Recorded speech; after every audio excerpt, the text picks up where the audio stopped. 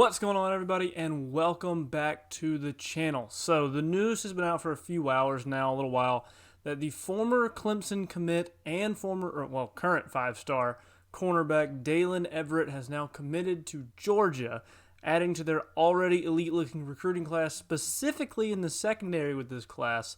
So let's go ahead, let's dive into what this says about Georgia going forward, particularly with early signing day looming. I mean, literally just a few hours away from now as I record this video.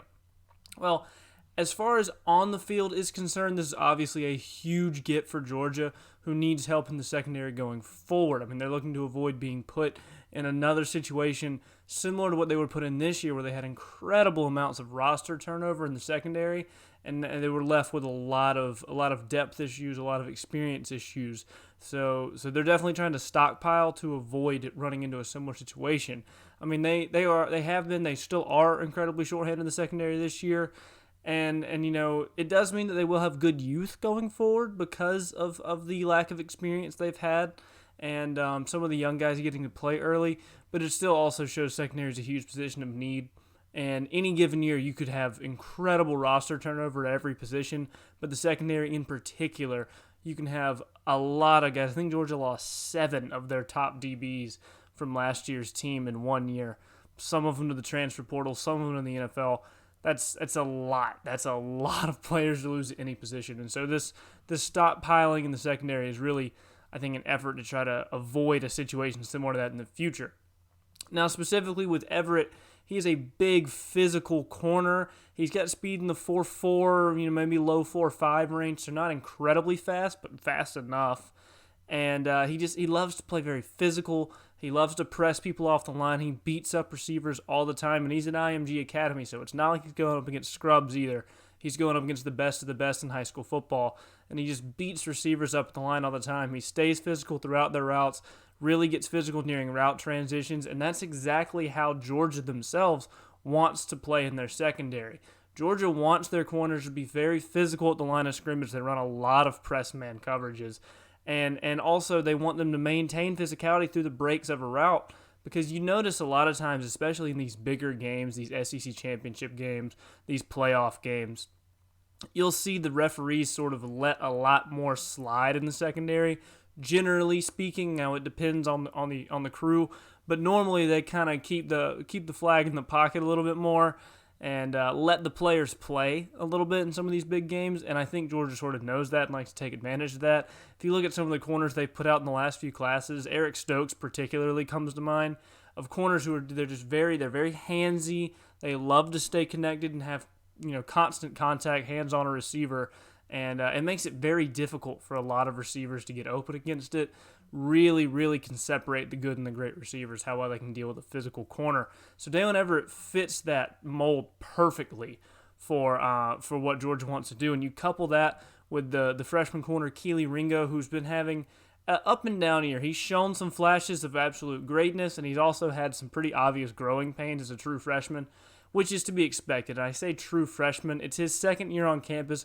He missed all of his first year with the torn labrum, barely even got to practice. Basically, he's a true freshman. He didn't play at all last year. So you couple Keely Ringo this year with Daylen Everette next year, and you have two very big, very physical corners. I mean, Ringo's 6'10", well over 210 pounds. He's also kind of a track star, so he is pretty uniquely gifted in the fact that he is big, physical, and can run with the best of them. So those guys, together give you really good physical corners on the outside, and then you add in guys like Jalen Kimber, Javon Bullard, Tyke Smith, and the rest of Georgia's DB signing class from this year with guys like Jaheim Singletary, Marquise Kilbrew, lots and lots of guys. Malachi Starks is another guy that comes to mind. So, I mean, their current signing class includes 2 other 5-stars in addition to Everette, and I think 4 4-stars. And they have the potential to add Kamari Wilson, who's been crystal balled to Georgia basically the whole season. Florida State's making a late push there, so that'll be something to watch as signing day starts to roll around. But he's expected to be a Bulldog by the end of tomorrow.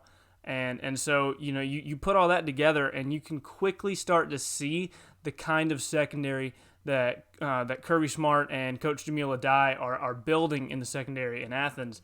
Not to mention, there is a small chance out there They could flip Travis Hunter, who's the number 1 overall player in the country, also a corner. He's a Florida State commit right now. I don't see it happening, but it would make this signing class absolutely unreal. You could talk about maybe best signing class ever in the secondary, best DB class of all time type of thing.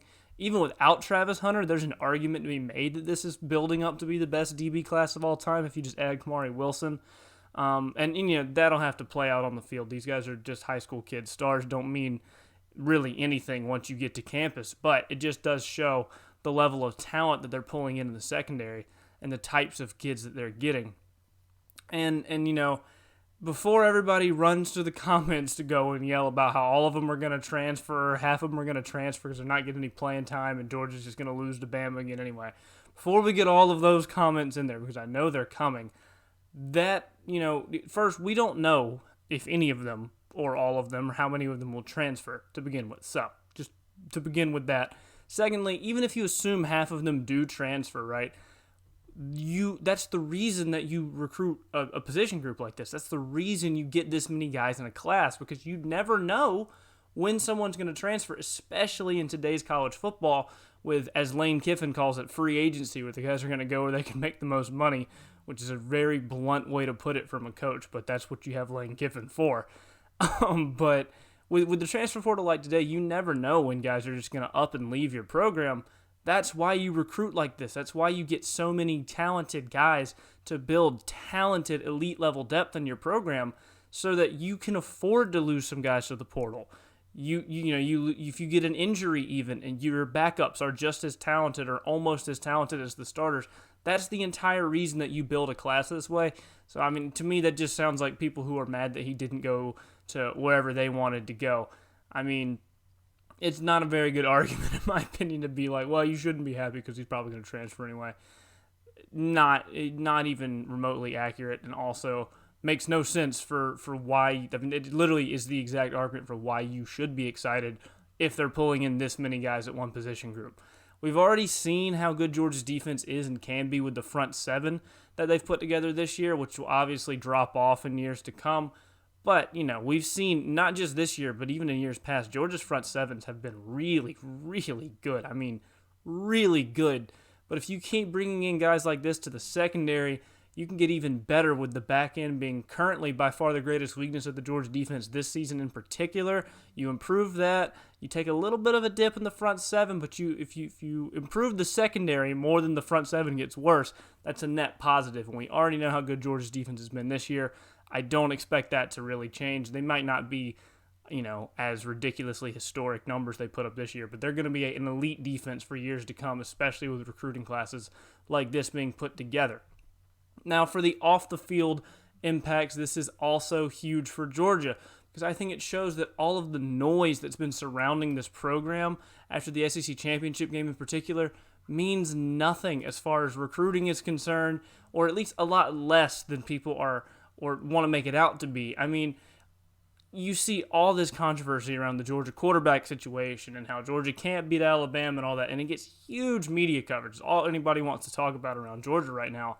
But honestly, it seems that the recruits at least are pretty unaffected, or at least uninterested in these narratives and these storylines. That's massive news for Georgia. I feel like if you're really plugged in the program, you knew this anyway, but this is just more confirmation that Georgia will continue to be able to recruit at these high levels and continue to build, and on an already dominant program, get them to continue to build up in the right direction. That was the biggest concern that I and a lot of other people had for Georgia after the SEC championship game, was how well are they going to be able to maintain the momentum that they've built up as a program over the last few years and all. This was, everybody would say this is Georgia's year to win it. And they went out that bad game against Bama. It kind of shut a lot of the momentum down, at least as far as for, Georgia fans are concerned. A lot of them, a large portion of the fan base just straight up quit on the team and were just having whole meltdowns online, which kind of to me says something about them, but that's not really the point. The point is that the players on the team right now and the recruits that this team is trying to get do not seem to share the same sentiment. They don't seem to be that concerned about it, honestly. judging by the way that Georgia's continuing to recruit. And obviously the defense is less concerning in recruiting than the offense will be. But if you look at Georgia's offensive class, it is just as good. Maybe not just as good, but it is a very good recruiting class offensively too. So I think that is huge news for Georgia to know that any of those concerns and worries that the fan base may have aren't permeating into the actual program itself, and that the program will continue to just climb in the right direction. Also, this is a big recruiting win over Alabama. Once Everette decommitted from Clemson, he visited Alabama. Everybody thought he's going to Bama. He visited Bama. They just had him on campus. He visited Georgia back in June, I think June, July, one of those. So Georgia, early on after his decommit, most people weren't even really talking him up that much. Most of the talk was Bama. I heard a few Michigan talks, but most of the talk was Bama. And then all of a sudden, yesterday, you start to hear some heat coming out about, Georgia. He's a good chance he goes to Georgia. I think Steve Wiltfong put in a crystal ball for him to go to Georgia. And then next thing you know, boom, he releases right before signing day he's coming to Georgia. That's a huge win over Bama. And I know that everybody, again, is going to say, well, Georgia can't win on the field against Bama, so it doesn't really matter. It does. It does still matter. Being able to recruit at this level still matters. Any sort of recruiting win you can get over Nick Saban in Alabama is a huge win. I don't care who you are. It's massive. It is a big win.